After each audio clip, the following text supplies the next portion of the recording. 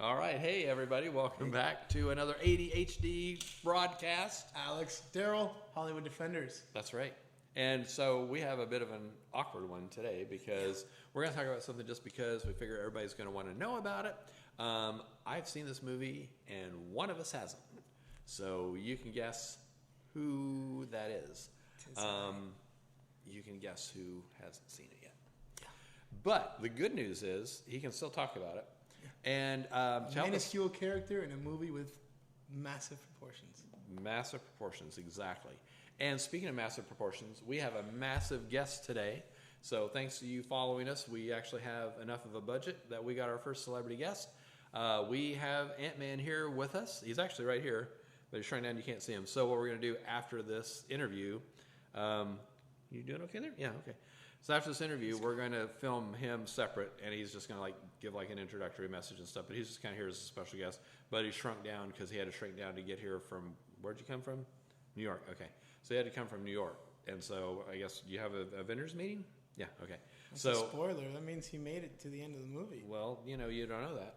Well, a lot of people thought he didn't. Well, maybe he didn't. Maybe he did, maybe he didn't. Who's to say? And who's really living anyway? He's here today. Exactly. But so, anyway, we're going to film that part separate so you can see him because you can't see him, but he's here. We appreciate it. So, a lot of people, have divided opinions about this movie, and we can even say this with you here, right? You're okay with it? Yeah. Mm-hmm. So, yeah, honesty is the best policy.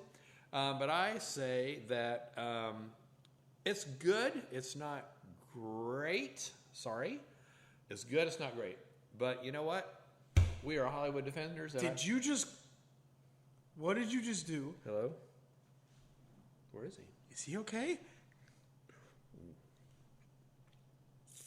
I thought we were going to talk about our horror movies later. Well, look what you've done. Do you have a paper towel?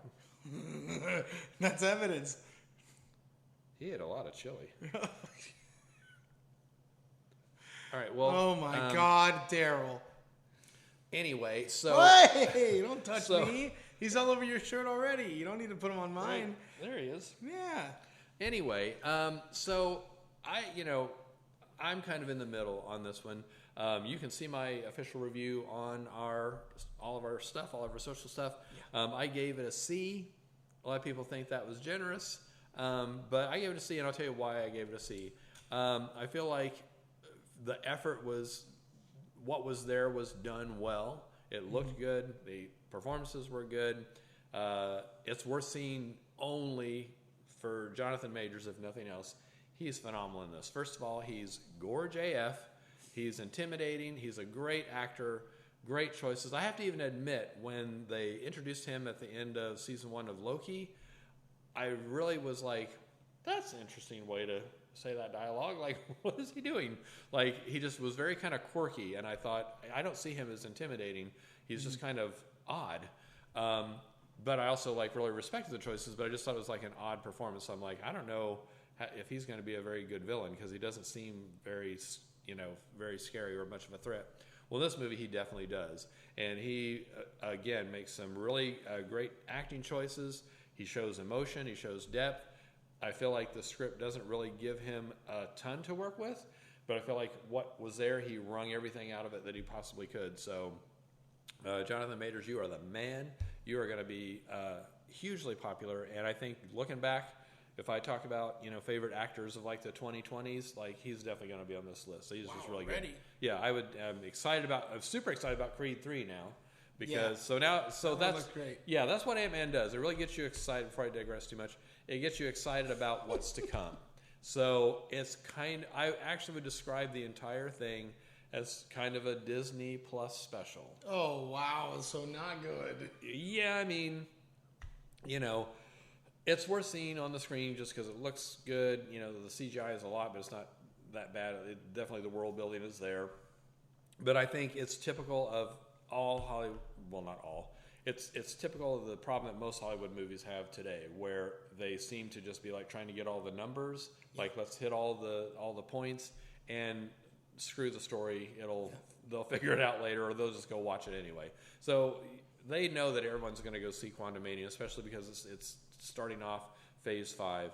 But I just feel like that it's kind of and I could have used the ironic term in my official review, that the main character kind of shrinks in the movie. Like, is he that vital to the story even? Like, it could have been another character. You know, you don't really get a sense that you watched an Ant-Man movie, mainly because of the first two movies. The biggest miss that I think they had was where in the hell was Michael Pena? Yeah, our favorite character. Where was he? Because he was like one of the best parts of Ant-Man. Right. And I feel like they could have utilized him, because he could have been the person, like when they all get sucked into the quantum verse through this machine that his daughter Cassie creates and develops. He could have been the one on the outside trying to get them in, and he could have, you know, done all kinds of like cool little monologue stuff, the little rapid fire monologue that he did on the first ones. Exactly. It really would have been good, because the humor in here is definitely lacking. There's some humor, but it's kind of more like cute humor, like, you know, the coffee. This is not a spoiler because it's in like the first scene. But the first scene, he's kind of showing how his life is, and everybody likes him, and he's giving a high five to the kid that has the Ant-Man backpack, and he goes into the coffee store, and the guy's like, you know, oh, we love you, Spider-Man, you know, and gives him free coffee. So, you know, it's cute humor, but it wasn't anything that was like, ah. And the funniest thing was really kind of this little kind of extended joke on, like, don't be a dick. That was the thing that kind of got like the biggest laughs, and that wasn't any, you know, thing amazing.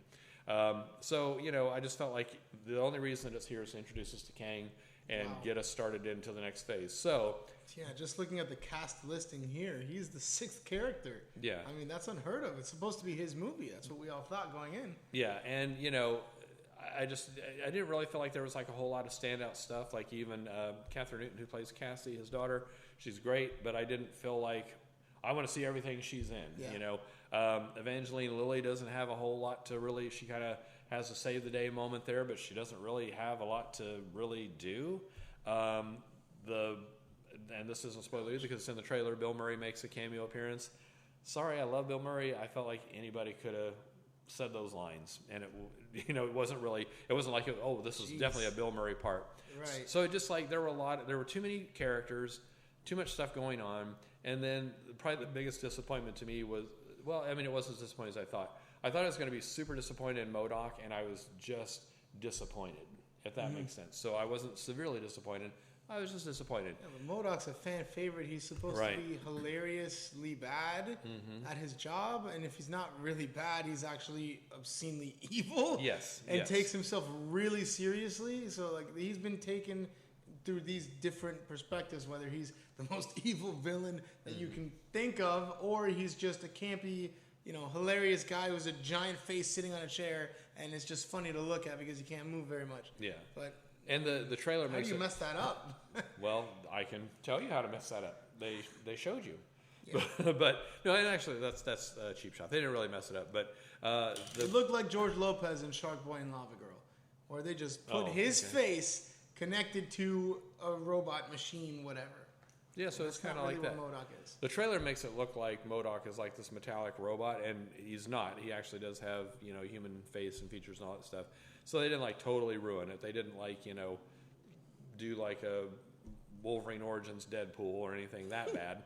But like it just you know, I just felt like it could have been more. Like I really, if I had done this, and they're definitely not going to listen to me, but if I had done this, I would have just done a separate movie with MODOK as the villain, have it be all kinds of fun, crazy things are going on, let it be funny, ha ha ha, and then maybe introduce Kang at the very end, and then let another movie take that and run with it, because I feel like, even though they do set Kang up, I feel like you probably, if you really had a tight script for whatever they want to put him in next, whatever's coming up next, I feel like you could probably do that in 10, 15 minutes rather than a whole like 2 hour plus movie. Wow. I just really feel like they could have. Wow. So I would have rather have seen MODOK. I would have rather have seen Michael Pena.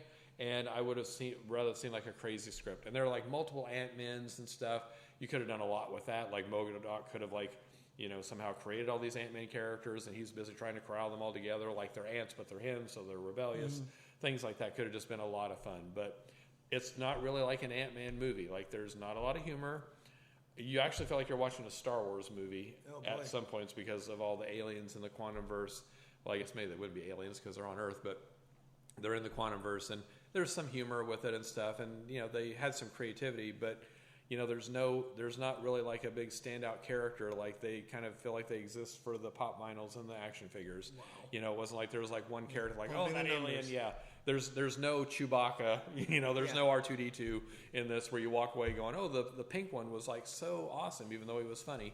So it's just kind of okay, An example that I use with us is like when we went to our favorite restaurant right now, and you got the pad thai, and I thought I would try something different. I got the Saigon Bay. If you're in the Tampa area, if you go to USF, there's a Vietnamese restaurant called Saigon Bay, and I do the pad thai, but I'm allergic to shrimp, so I replace it with pork. It's the deluxe pad thai, so it's pork, chicken, and beef, and it's amazing. Yeah, and I had the bun, which was very good. But I kept looking over at your plate and going, that pad thai is something else. I wish I had that pad thai. Let's just say one of my favorite Chinese restaurant ever just shut down. And then we ended up trying. I'm still not over it. He's still not over it. I almost forgot about it because of how much I love Saigon Bay. It's a great restaurant. We'll do a shout out for there one day. For sure.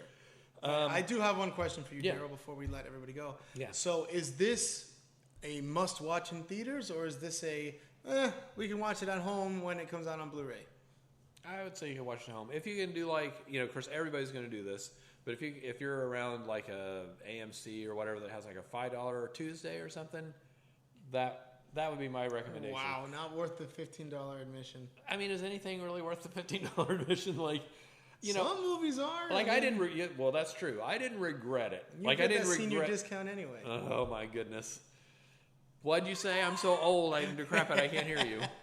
Yes, I did not actually. The price went up on this movie, so I paid more than I normally pay on this one. And the matinee for the adult and the senior was the same. Thank you. That's embarrassing. So regardless, but I wasn't. This is what I mean. It was good, not great, but it was also, the opposite's kind of true. I didn't regret that I spent the money. I didn't feel like it was a waste of money like I have with some movies that I've gone to. I felt like it was definitely worth seeing. So would I rush out and see it again? No. I might like to look at it again before Kang's next appearance just to kind of get back on track. But definitely check it out. I mean, I wouldn't say it's just weird. It's just so in the middle. If you want to know what's going to go on, then I would say check it out. If you want to wait until he's going to appear again, which obviously I don't know which one that is because I'm not referencing it. You all know what it is. Before his next appearance, you should definitely check it out on streaming or Disney Plus or wherever it's going to be. So check it out. It's not a waste of time. I didn't hate it. Sounds to me like this movie's an MC instead of part of the MCU. Wow. Yes, it is an MC. And actually, I don't know what he wears, but Ant-Man does have nice cologne. No, I'm good. I don't need to smell like dead bread. body here. It smells like bread. No, it doesn't now. It's good. Did you just lick Ant-Man's body off of your... I did not lick. I sniffed. Wow. I did not lick. Probably got stuck into your... My what? Into your nose and your cilia. Ew. No. So, I was going to say if there were children watching, we didn't really kill Ant-Man, but I hope children aren't watching because we do some weird stuff on this, and it's about to get weirder. Let's do a promo. We're going to start doing some great content that we think you're going to like. We're going to get into the sketch realm of things. Sketch comedy. Right now we're starting with horror, which is the top 10 genre we're working with, but we're definitely going to have a lot more in store with different genres, specifics different characters or different types of movies or types of characters. Parody, all of the above, and we have a lot of fun content ready for you guys.